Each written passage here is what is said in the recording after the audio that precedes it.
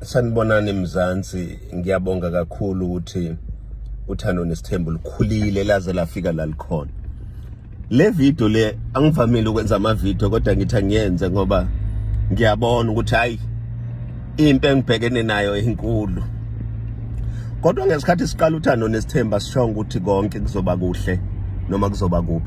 Sathi ukuthi thina sizoninikeza isithembu bese niya decide nina ukuthi niyasifuna isithembu noma nisifuna. But into eyenza ngenze le video ukukhuluma ngoMakhumalo. I have never said uMakhumalo lento enishoyo ngaye.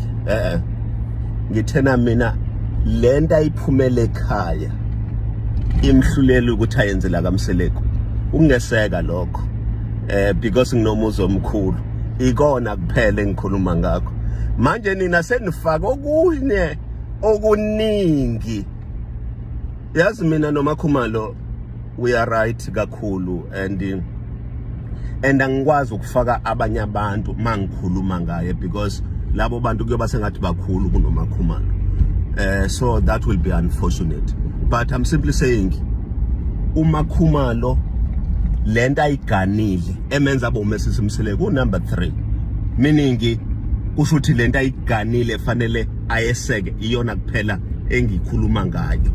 Angikhulumi ngokunye lokhu nina enikhuluma ngakho and kuyangitshela mina ukuthi anikho esithembweni because kube benisisithembweni benizo understand ukuthi Mseleko ukukhuluma ngesithembu. But ngiyabonga kakhulu konke lokho enikushoyo kuyasilekelela ekutheni sikwazi ukuya phambili and engathi ningaqhubeka njalo nime nje nina besilo nime nina beqhawe nisilekelela ukuthi sikwazi njalo ukuya phambili. Ngaphandle kwenu asiyilutho.